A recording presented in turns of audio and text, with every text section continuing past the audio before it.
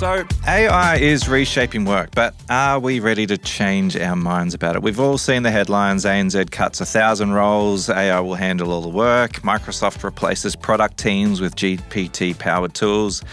AI-led job cuts sweep through banking, tech and admin. It's not the future, it's right now. But really the question for business owners, leaders and teams is it's not just can we adopt AI, I think that's pretty clear, but it's can we adapt how we think about it. Now, today I'm pretty excited because I get to share this podcast with a very good friend of mine and also a brilliant human, Michael McQueen. Michael, welcome to the show. Thanks so much. Good to spend some time chatting. Yes, it's very fun in this very formal environment. This is what everyone introduces you on a stage says, so it's very formal. Michael McQueen understands what it takes to thrive in a rapidly evolving world.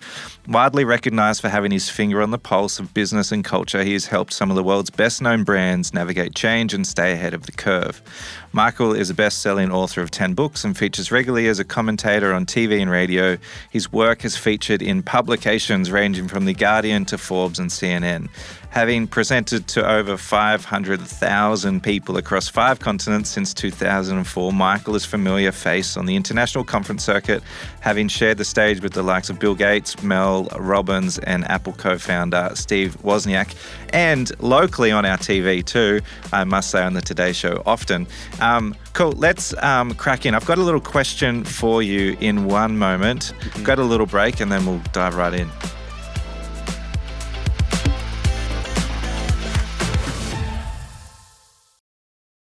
Cool. Michael, now, Mindstuck is your most recent book. Can you just give us what is the highlight of that? What made you write that? And what is if there was one big takeaway from it, what would it be? Yeah, so the basic premise or the focus of the book is around the psychology of stubbornness. Essentially looking at why do people, even really intelligent, educated, experienced people who should know better, why do we so often see them and us as well dig our heels in, even when we know we should change and be more open to change? And so that's the premise. The backstory was a conversation I had at a conference. I was doing a book signing at an event in Sydney. A woman came up to me and introduced herself, and she's, I talked about disruption and change at the conference, all the stuff that was coming for their particular industry. This is probably 9 years ago. Wow. And I was talking a lot about AI because AI is not new. We're all talking about it like it's this new thing. So 72 years old this year as a term, not new. So I've been working in that space for well over a decade. So I was talking about that at this conference, and this woman came up during the book signing. And she had this sort of intense sort of energy about her. I'm like, it could go either way. This could be someone who's going to really challenge me, disagree with me, whatever, or something else. I wasn't sure. It was the something else. She actually came up and said, I couldn't agree more. I'm so with you. She said, in my business, she said, if we don't change, she put it at 5 or 6 years until they're out, until this Kodak moment for them. She said, we're so dated. And she said, my biggest challenge is I cannot get my leadership team or even my own team to wake up. I can see what we need to do and I can see the writings on the wall, but they're just so oblivious and so stubborn in their view about how the business should run and the way we should do things because that's how we've always done it. Yeah. Her question was, how do I change their minds? And so I said, well, what have you tried? And all the things she said were the things we've been told to do for decades. She'd made the case, she'd given the numbers, she'd done the burning platform thing, hadn't worked. And so that was sort of triggered me looking at this question of, well, what actually does work? If you want to get through to people who are very rigid or mind stuck, how do you do that well? That was 9 years of a process of, essentially interviewing and researching work from some of the latest neuroscience stuff around this space and then writing the book based on it. So it's been a fascinating journey. That's me. And I mean, I did get to see some of the behind the scenes. And so it was amazing to watch that journey as you did. You kind of wrestle with this because you're on stages with really large companies, and that is the big wrestle that they have. And so at the top in the intro, it's ANZ cuts jobs, Microsoft replaces teams, AI-led job cuts sweep through. We've just had CommBank that made these massive announcements about this big AI project, and then they've rolled it back. They made a bad move. And so in your book, there's why logic doesn't shift belief was interesting for me. How resistance to change isn't about data, it's about identity and what it takes to persuade people and yourself to move. Yeah. So I want to dive into that in a second, but also then you've written another book, The Case for Character. And I think these two actually go hand in hand in this moment because when I talk to business owners, as we start to introduce AI into their business, they're faced with these, and I was chatting to the CEO of Compassion only last week, and she said, I know about the technology, I know what we need to do, and I can see it, but it's just not the character of our organization to adapt and adopt something like this. Yeah. And it's really true. And so in that, it's AI is changing what we do, character shapes how we do it, and mindset determines whether we'll change at all. So there's three big topics. Organizations are facing a triple threat: speed of change, the collapse of trust, and mindset paralysis. So let's unpack a few of these things. Yeah. Speed of change. As you kind of go from stage to stage and organization to organization, what is the most unsettling thing that you're seeing about this within organizations, whether good or bad, or whether they're adopting or they're not, but just the sheer speed of this? What's your observations at the moment? So if you look at AI specifically, I mean, there's lots of changes that are affecting businesses that I'm working with. But the big one is AI, and it's the one that they're all talking about, that it's in the news headlines every day. I mean, we read a few headlines at the top of the interview, and that's just the tip of the iceberg. I mean, there was an article in The Guardian yesterday about one of the employees from one of those banks who the article was, she's basically spent the last 2 years training the bot that's now replaced her. She's lost her job. Yeah. And so just that intensely personal thing, it's like it's important we don't gloss over that when we think about productivity gains and how clever the technology is and the rate of change and all the sort of bright, shiny things. The reality is this is people's life. Yeah. This is their livelihoods. And so we'll come to that theme shortly. The theme of loss is really important to keep front of mind because it is one of the most important planks we've got to understand or address. If we look at why people resist change, it's not about change, it's about loss. So we'll come back to that. But if we look at AI specifically, the biggest risk I'm seeing for companies right now is there's firstly a lot of frenetic pace implementation, not done very well in many instances. There's also a lot of hype, a lot of people using lots of words that sound very impressive. Yep. Like agentic AI, for instance. The reality is very, very few companies are actually doing properly agentic AI. They all talk about it. In fact, I was at this event recently, and one of the speakers there was a professor from Sydney Uni, and she's in the computer science section. That's her area. She's very, very good with the tech side, has spent decades in that space, real expert, and from a technical standpoint. She was so funny. She said her read on this is that right now, AI is a bit like teenage sex. She said everyone's talking about it. Very few are actually doing it. No one's doing it well. And there's a whole bunch of safety issues involved. And I was like, that is the best way to describe this. And so that's what I'm seeing with clients right now. I mean, I was working with a business yesterday, and so they're using Copilot internally because they're a Microsoft-based business, so for them, Copilot makes sense. I mean, if you're a Google business, then Gemini makes sense. But typically, it's for a lot of my big corporate clients, it is using Copilot because it's secure and safe. Yeah. The truth is, it's still not great. It doesn't work anywhere near as well as the other platforms. Not as intuitive. So everyone in the room, I mean, I didn't do a show of hands because it's too awkward. But this is the leadership team, 180 leaders, and I said, how many? I didn't want to ask with a show of hands, but I said, I wonder how many of you.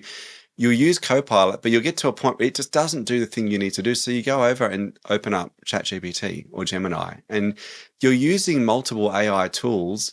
But I said, it's not just you as the leaders, your teams are doing this. Oh, yeah. The stats around how many people within organizations, and like a group I was working with on Monday was a whole bunch of financial advisors. And the reality is they've got staff who are using these tools and they're putting information into it. Sensitive information, like not just client names, but client addresses, bank accounts, dates of birth, superannuation policy numbers, like stuff that is really private. And the staff aren't aware, and many of the businesses aren't aware, just some of the risks. So I think those are the things I'm seeing, a lot of jumping after the latest bright, flashy thing, not necessarily implementing it sensibly, and then unaware of some of the security risks. And that's massive because, I mean, I see that a lot too in my own organization as we start to implement and as we go through like getting additional certifications in whatever security we need to get to work with whatever organization. The questions aren't even up to date. Like to even get certified, they're not asking up-to-date questions about AI and implementation and, privacy and what systems you're using. So it's really interesting to see from an organizational level. Innovation is far outpacing anything else at the moment. And so everyone is, as you said, frantically just trying to say, we're doing it. Yeah. Like teenage sex. That's so good. But there is so much that could go wrong with it, and that is going wrong in organizations. Let's come back to that loss thing in a second, because that kind of goes into this, which is second point is the collapse of trust, customers, staff, public. The AI index report came out. It was the 2024 AI index report. Stanford University put it out every year, and it's brilliant. It talks about every industry, who's adopting, who's leading geographically, what countries are doing it, blah, blah, blah. But the stats were huge in terms of back then. So this was the 2023 year released in 24, and obviously a lot has happened since then. But organizations that said we are implementing AI, trust within the organization skyrocketed because of the transparency of it, I think. But also, and I think this has changed, and I'm interested to see what 2025 says, but also retention of staff increased. All of these things because they were using AI. But that was a support system. Back then it was AI was there to support and help us in our role. Move on a year even, and now it is the replacement. And we talked about that that lady that trained her replacement in AI. Yeah. And so what are you seeing now if the kind of subheading is the collapse of trust within organizations? Is that what you're seeing? What are you seeing as you read the headlines and what's happening in this space? So it depends on the role function and the industry. So some industries, it's, for employees, they've spent so much time. I mean, the productivity summit, 3 weeks ago, the headline stat there was that we're wasting 11 hours a week. Wow. Looking for documents, paperwork, faffing about, wasting energy, essentially. And so for a lot of people who are in paper-based jobs, they realize the benefits of this in saving energy and time. There is that line, though, where it crosses where suddenly we're not about achieving additional productivity. We're now looking to essentially replace the human element in the equation. And I am seeing some signs of that already. But I think that's when trust starts to get, whether it's trust or just a sense of wariness, like, okay, this is all moving fast. Do I have a place here in 5 years' time? And so I think that's certainly a feature. It's interesting that they would measure a metric like retainment in a business. Because one of the terms for this year, which has been interesting, every year we've got these like HR love their terms, don't they? They love their like whatever the buzz topic is. We had like quiet quitting, people who are just like disengaging quietly and drifting away, particularly with remote work. And now the term is job hugging. People who are staying in jobs they hate, they're not engaged, they're not loving it, but they're terrified of leaving because what's happened, certainly we're seeing this in the US right now, is that the merry-go-round stops spinning. So if you've got a job, you're doing okay. But if you're out of work trying to get a job, it is harder right now. In fact, the youth unemployment rate yesterday in the US just passed 10.5%. For young people, this is huge. And so you can understand why someone who goes, all right, I don't really know about this whole AI thing. I don't even know if I'm on board with it. But hey, if I've got a job, I'm going to stay as long as I can. I'm going to cling to this thing. Yeah. And so it's interesting that retention would be one of the metrics of whether AI is being seen positively. I think there's a lot of people are like, I'll just hang on and do whatever I can to keep the job, even though there might be a sense that AI could threaten them. So that's probably the darker side of it. I think the reality is for a lot of people, they just realize they can be much more productive. And I'm seeing organizations who aren't necessarily culling staff, but they are changing what their staff are doing. So if you look at an engineering firm like Worrells, for instance. So Worrells have actually, their announcement is they want to essentially double the effective headcount of the business, not by hiring more people, but by using AI well. Yeah. And so this is not about cutting staff. They want to keep the staff they've got. They've trained their staff well. They love their team. They know the value the humans bring in the equation, but they want to arm those humans with AI tools that make them twice as effective as they were. Yeah. And that's what I'm certainly seeing is, I think in my own sense, like how much of my time I'm saving any given day using AI to do all the faff. Like there's so much time that I'm saving. Like when I think of now versus 2 years ago, my day-to-day, week-to-week work, It is, I mean, it's not night and day, but it is so much more efficient. And I'm writing a book at the moment. The contrast with this book and the one I'm writing now and the one that came out most recently, in fact, that last one, I submitted the final manuscript 2 weeks before OpenAI launched the first version of ChatGPT. So there was no generative AI involved. It didn't exist in the forms we know it as now. Now, the amount I'm using it to essentially condense large content and ideas and sections of other people's research, so I want to sort of get that down to 6 or 7 paragraphs in my own voice, and then I'll rewrite it myself. That condensing down process, let's say there was a chunk of research from a McKinsey or a Deloitte study that might have been 4 or 5 pages. Now, for me to condense that down for the bit that I needed for a manuscript, in previous pre-AI days may have taken me 4 or 5 hours. Wow. I'm now doing that in about 12 to 13 minutes. It's insane. This is to get to the second draft. I'll have to do a third draft where I go in and I'm not going to use what AI produces as what I submit at the end, but the synthesizing piece, that's just one example. So I think many of us are seeing the benefits of this. So there is that sense of, if you're already skilled, it's a great superpower. You're like, oh my goodness, I could do this now. I can do that plus or that times 5. Yeah. The concern I do have for employees, if you're younger in your role, inexperienced, you look at finance, accounting, law, where you do the grunt work that's just not fun for the first few years. Like in law, you do a lot of discovery work in research. You're looking through cases, identifying precedents, scanning rapidly old case documents, see what's relevant, what's not. That's not fun work. No one's ever enjoyed it, but it gets your eye in. Yeah. You're developing skills and instinct in doing that process. If you shortcut that, what are we missing? So those are some of the considerations that I'm sort of aware of and watching right now. Yeah. And it's interesting because a common connection we have who started a school up in Newcastle, I've been chatting to him about like what are the AI pathways within education now, because kids are using it, and we saw recently usage rates dropped dramatically when kids went on holidays in the States. I saw that. That was wild, wasn't it? Oh my goodness. And so kids are using it, and they're using it a lot.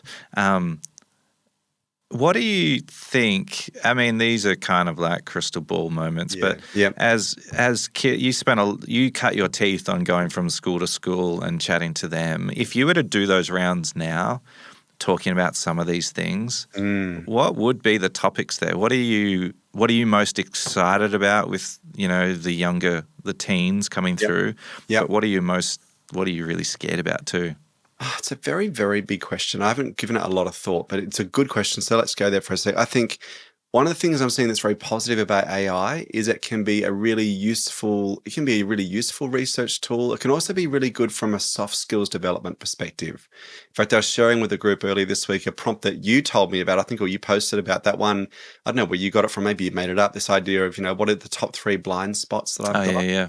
And that is just honestly one of the best prompts to use. And so AI can be a fantastic coaching tool. And so for young people, if you're trying to develop your skills, go for a job interview, if you use the stuff well, it can be brilliant. We are seeing some interesting examples of this from a mental health standpoint. Because, for a lot of young people, if you're like, let's say, go back to age 15. Age 15 is a horrid time, dreadful. Year 8, year 9 from an Aussie perspective, I don't know what that is in New Zealand or other parts of the States, but it is just a really awful time. And often the most difficult thing is you're in this soup of emotion and hormones and, who am I? Where do I fit in? Where am I going? And sometimes actually identifying what you're feeling is half the challenge. And what I am hearing from therapists working with young people is that young people will use AI to sort of describe what's going on. Essentially, AI can go, that's interesting, what it sounds like your feeling is. And the young person's like, yes, that is actually, that's the perfect way to describe it. They're too close to it. They're in the soup of all those emotions and hormones. So there's some great stuff from that perspective. I think some of the risks, a couple of risks in terms of AI. First one would be you rob yourself of the skill of mastery when you outsource the hard stuff. Yep. You think back to some of those courses you would have done, and we all did them. I know at uni, for me, it was accounting. I hated accounting, desperately hated it. It was one of those courses where I spent the entire semester working so hard. And it was only about 3 days before the final exam, something clicked. I'm like, now I get it. This double entry counting thing, like, firstly, stupid. Like, honestly, what the hell? But like, I finally get it.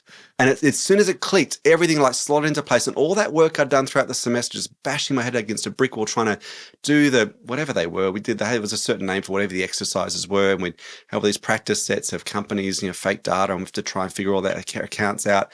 But I remember that moment 4 days out and going, I get it now. All of that clicked into place, and all of that cumulative experience of the grunt work was suddenly worthwhile. And also the feeling of accomplishment. Yeah. Like that there's something about that. Talk about self-esteem, for instance. And Martin Seligman years ago wrote a fantastic book around this called The Optimistic Child. And it's not a new book, but my goodness, it is super relevant right now. So it's a bit controversial in some ways because he challenges the orthodoxy that things like self-esteem can be given. Can't be, he would say. You can't give another person self-esteem. Self-esteem is an internally generated thing. You can give someone encouragement. You can maybe foster confidence, but genuine self-esteem is a bubbling up thing. It's like, and typically it's a function of mastery. I can do something, therefore I feel powerful. I've got agency and a sense of accomplishment. What AI could well do is rob a whole generation of some of those moments of just having to tough it out, get to the point of prevailing, and then the mastery that comes as a result. And in the short term, it's like a sugar hit. Gee, it feels good because, hey, ChatGPT wrote this really hard essay for me. How good's that? But actually, like the sugar hit, you then over time that loses its potency, doesn't taste as sweet, but also it's not good for you. Like it's a diet that's not going to be healthy for your soul. And I feel like that robbing of mastery is probably the thing that I'm most acutely aware of right now.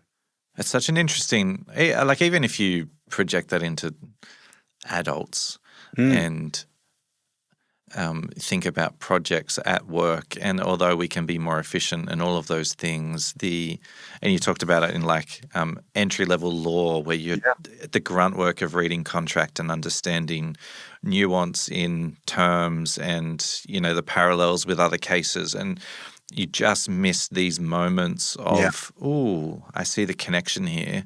Yep. And so going back to this principle, the founder of this, they're reverse engineering AI. They understand that AI kids are going to use it to get the answer. Yep. Well, use AI and now tell me, how did they come up with that answer? And so they're reversing it to try and get kids to think critically around answering. And so it's an interesting battle because, like, even as you're speaking, I think about our engineers in our organization and what would have been like I slogged over this code for days. Yes, they don't have that anymore. Yeah. But also to then troubleshoot it, they didn't see the steps it took to get there, and so they can't see the code that's broken. And okay, you can use AI to find the error code, but just understanding, I came up against that particular issue, and that's where I know there's going to be a kink in code. So it'll be interesting to see this play out. Let's go to the next part, which is mindset paralysis. Now, you mentioned at the top 9 years ago you had someone say, we've got 5 years until there's this Kodak moment. Yes. Yep. I chat to business owners, especially in debt collection at the moment. We do voice AI, and so a lot of them are saying like, we just see this space is moving to digital only, and it's not going to be all humans. And so I have this tension every day of a lot of what we do does support and replace some human function. But business owners are either really pushing into this or they're struggling to kind of convince the rest of the workforce that this is where they need to go and they need to start thinking about this. What are you seeing as you travel around from a mindset point of view about AI, whether they're stuck, whether they're moving too quickly and therefore making bad decisions, but also how do you bring your team up to go, this is good, even though I know maybe it's going to replace me? Like, how do you do that? If you're after personal financial advice, don't get it from a podcast. But if you want guidance tailored to your situation, head to moneypodcast.com.au and click Get Help. We'll connect you with one of our trusted professionals, financial advisors and mortgage brokers, who work with people right across Australia. No matter where you are they can help. Now, before we get back to the show, a quick reminder to protect your financial life. That means having income protection sorted. It means having death cover if there's any debt or dependents relying on you. It means getting your personal insurance in order. Most people insure their car, they insure their house, but what about themselves? Sky Wealth, who support this podcast, are specialist financial advisors who can help you get the right cover in place. Their advice is often more comprehensive and better value than going direct through your super. Book a complimentary 15-minute chat at sky.com.au. That's skye.com.au, and they'll point you in the right direction. It is hard. So if we look at, some good case studies of this and looking at what are the things, the tripwires that cause resistance, that means what could otherwise be a really useful implementation for a business, could give you productivity gains, much more effective at what you're doing, not take out jobs. Let's say if we just take that off the table, let's just say implementing AI tools that are just going to really help the business. Yeah. Even like I see the resistance to that stuff, and what fascinates me is like, why is that there? And like a good case in point, so someone I know, a colleague who does high-end AI implementations for a lot of financial services businesses. I said to him, I said, when you're pitching these AI tools to large banks especially, and it's normally the C-suite you're pitching them to, I said, who's most resistant? Because I thought it would be maybe the CEO, like a bit old school perhaps, or maybe the CRO, Chief Risk Officer, who's nervous about security and the rest. That would make sense. He said, actually, no, often they're okay. He said the ones who's most resistant, ironically, CIO, CTO.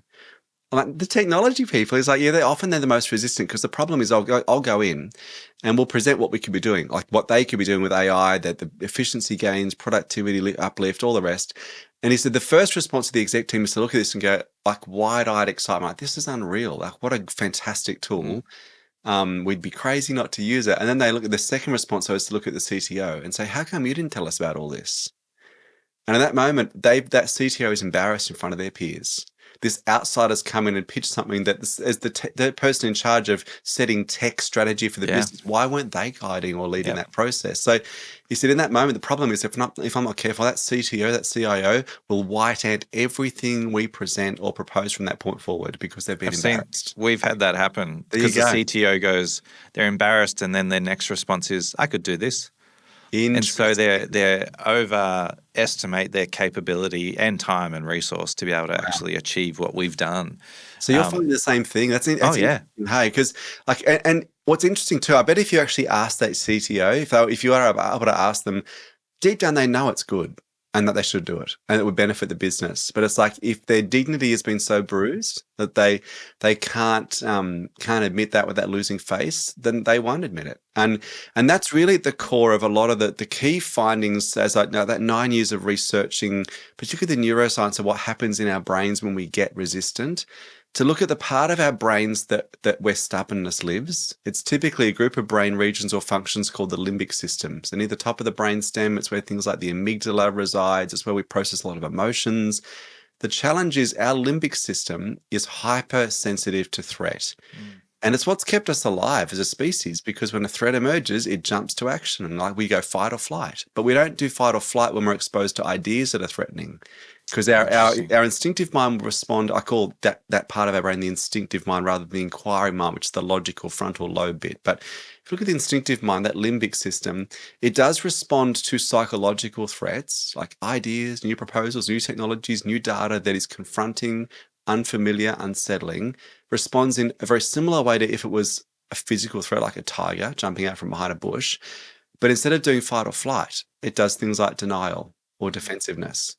And this idea of just pushing back because it's too confronting to take on board, and it feels too threatening. So the interesting thing is we're not afraid of change. And that's the thing that stood out to me most when I was writing the book is we just assume as humans, humans are afraid of change. That's just part of the human condition. We say it so often, we assume it's true. If you look at the neuroscience around this, that's not the case. We're not afraid of change. What we are afraid of is loss. And the three losses that cause people to be most resistant to change, whether it's AI or any other change really, the loss of dignity. So once ego gets involved, the loss of power, this idea that I've got power, and if we change, I might lose some of that power. And often power is expressed in the sense of I've got access to information or data that only I have. And if we change, I might lose some of that power. Yeah. The third one is the loss of familiarity. This idea of even if the status quo sucks and it's inefficient and I don't like it, I know it. And the reality is, as humans, we'll often opt for unhappiness over unfamiliarity. We'll stick with stuff that sucks, that we don't like, that isn't working for us, but the devil you know is better than the one you don't. And like I saw a great example of this a little while back. So I was chatting with a client. She's the CEO of a retail brand, and they rolled out a brand new back-end system for their sales teams around the country. And like their old system was a mess. Like it was developed like 20 years ago. It was pretty much DOS based. It didn't work on smartphones, didn't interact with social media very well. They couldn't do dynamic pricing and pricing coupons and campaigns. It was very, very limiting. So they'd spent 2 years rebuilding their system with a little bit of AI built into it, but it was all just about supporting their sales teams, worked on smartphones seamlessly, worked with social media. So they were about to launch this new system, and she was quite excited because she showed me the new one. It was really it was a great system. They launched it a few months after they launched it. I checked in with her and said, how's it gone? Fully expecting her to be like, it's been unreal. The business is growing. Can't believe it. Like, why didn't we do this earlier? And that's not what she said at all. Like her whole vibe was almost like crestfallen. Like, it's just so defeated. And she said, the pushback we've had, she said, this has been the hardest thing we've ever rolled out, or that I've ever rolled out in my career. She said, we've had people resign. They've left the company. They hate the new system so much. We've had petitions going around with people signing petitions to go back to the old system they all hated. And she's like, and the phrase was, I underestimated how afraid of change our people are. And, that we often assume that's the case in this instance. And in most instances, that's not it at all. They're not afraid of the change. They're afraid of the loss. And so in that instance, they lost, in most cases, familiarity and also a level of power. They had access to stuff that only they had in their businesses. And now they're going to share it with this system, but also it's a loss of familiarity. This is new and it's different from what we've known. So in that instance, they would have been much far better to bring people on the journey of the change, get a whole bunch of people's input, drip feed it in, give them that sense of training. So it was like, we feel now familiar and confident with the new system, as opposed to just going, new system is so good, you're going to love it, knock yourself out. And then people are like, oh, goodness, I don't know how to do it. And I feel like an idiot. And I don't want to admit I feel like an idiot. So I'll just say I hate the system. So these are all the things I see play out. This is how that psychology of stubbornness can become like, it'll either cause a new change to stick or be massively rejected. Yeah. And I often see the rejection one is the response. It's so interesting. I mean, the people listening to this range in organizational size. So you could have local tradesman that it's just him, all the way up to kind of mid-tier organizations with 10, 50 employees, let's say. There's a term here. What does a character-led, persuasion-smart organization look like in an AI economy? And so if you think about a tradesman who has someone working in handling their calls, and then suddenly, like I know of a great system, Sophie AI for tradespeople, it'll take all your inbound, outbound calling for trades. Yep. So someone, whoever it is, now doesn't need to pick up the phone. But it's great for the tradie because he's in a roof installing air conditioners. He doesn't want to pick up the phone. All the way through to you've got people that are working in a larger organization, and the boss goes, cool, I've found all these great systems. It's going to be great for our business. And how do you present this well to people? Because Fiverr sent out, like the CEO of Fiverr sent out this massive email saying we're all doomed. Everyone's job's up for grabs with AI, including mine. And like it was this letter that was super confronting. And then Microsoft sends one saying in the next 3 years we're going to see a reduction of at least 30% in our business. Like there's all these letters coming out. How do you do this well? Whether it's just installing a little system or making massive changes to an organization. How do you approach this well?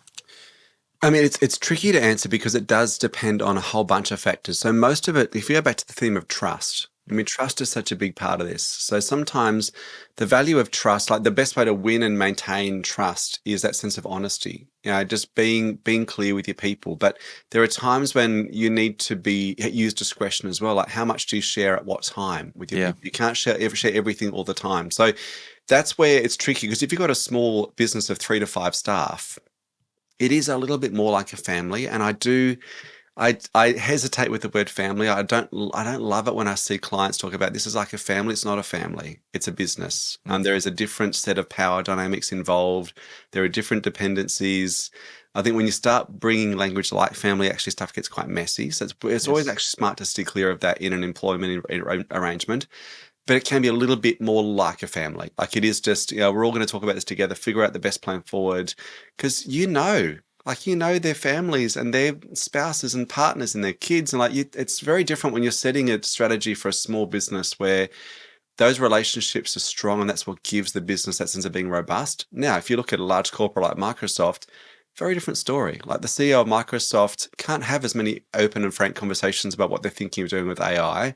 And so where's that line of discretion versus openness? But I think having a sense of transparency and openness is pretty important right now to building trust, because the problem is, and we've seen cases in the last 2 weeks of employees finding out essentially by mistake they're about to get let go because of technology. Yeah. And just what that does they got redundancy letters before an announcement.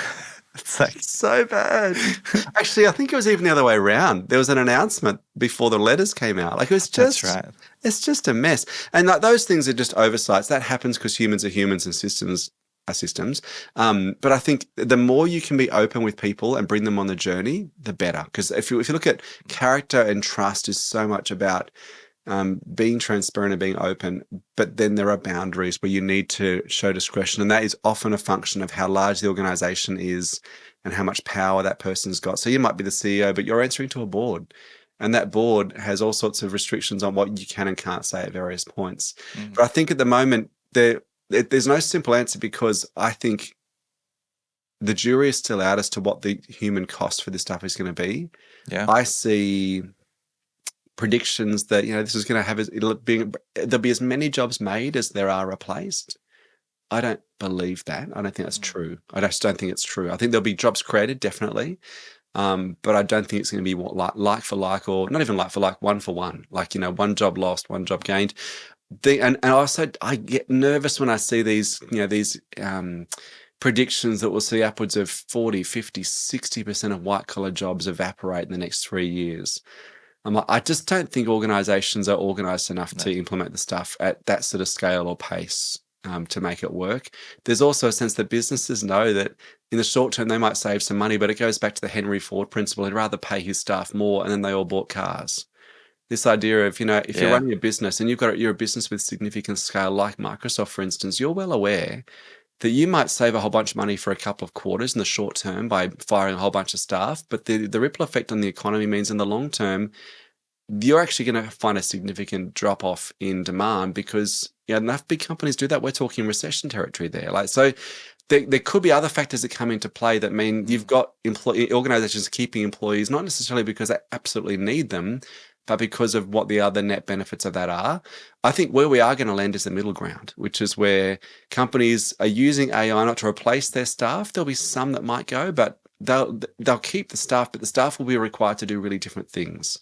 And that's where the whole piece around being open-minded, being willing to change your mind, the rubber hits the road. Because if you've got a staff member who's like, no, I like Excel, and I've got a booklet where I write all the things down, I'm not going to use your fancy tool. In that moment, that person, the narrative will play out for them, and it'll be like, I was victimized and pushed out. No, you are unwilling to change. You are unwilling to use new tools and adapt as times and needs required it. And that's on you, and that's on all of us. And I get it, that the pace of change is very dizzying, it's overwhelming, it's a bit annoying. We're all tired. Everyone's just like, can everyone just calm down for a minute? I cannot keep up. And I can't keep up. And I live and breathe the stuff. I can only imagine for someone who's busy teaching a year 2 class at a primary school, they're flat out tying shoelaces and wiping snotty noses. They haven't got time to be across all this as well. There is a sense of overwhelm that comes with that. So, but at the same time, we need to be willing and humble enough to go, okay, I need to change and grow, because if I don't and I lose my job, that is going to be somewhat on me. Just as we've seen with all sorts of other tools and technologies over the last few centuries. So I think that's the middle ground we're probably likely to land on. That it's on us, all of us, to be willing to embrace and open our minds and embrace new stuff.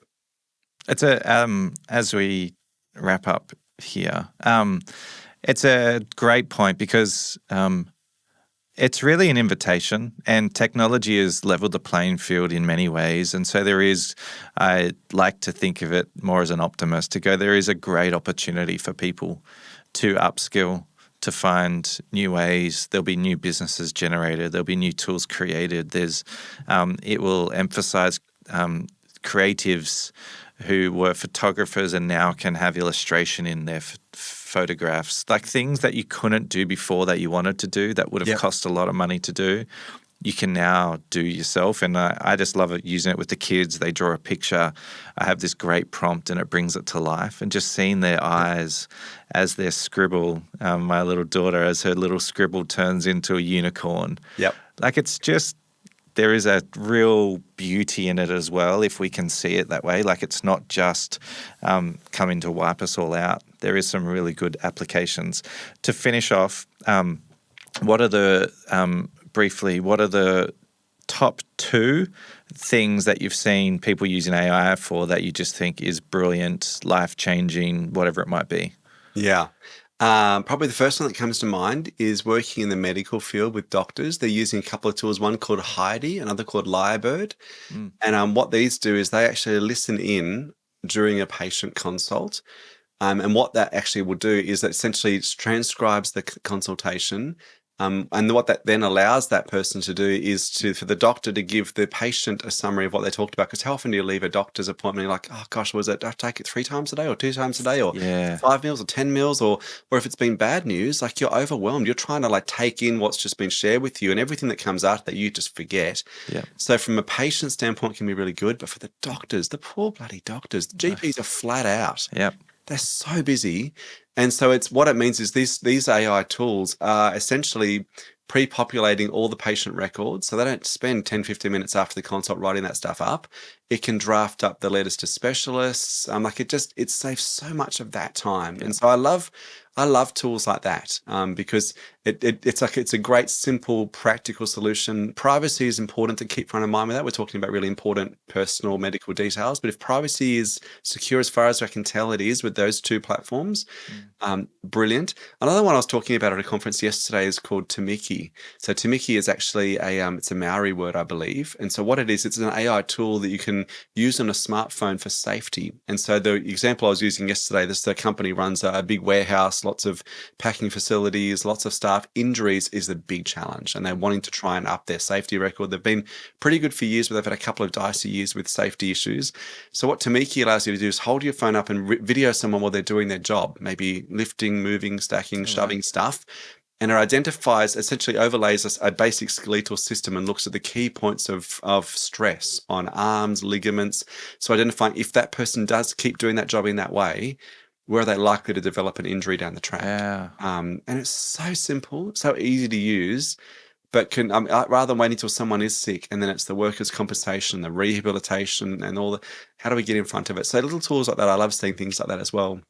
That's so good. Well, that kind of wraps up our time. Michael, thanks so much for your insights. And I know you do live and breathe this and you talk a lot. That's your life. But I think for everyone listening, there's some really good takeaways there in terms of as you start to look at AI and it's only just begun, it is moving quickly, but slow is fast in this game, I think, of AI because things can go wrong and all of those things. But for those listening, just take notes. Probably assess how you were feeling as well as you're hearing all of these things because and definitely check out Michael's books, especially Mindstuck. If you start to feel some of these avoidance or denial and all these things that the technology's here and it's going to help and whatever it is, there's probably something to dive in there to go, okay, what is it? Why am I having this reaction to just even hearing about it, even though it's another AI podcast? Here we go.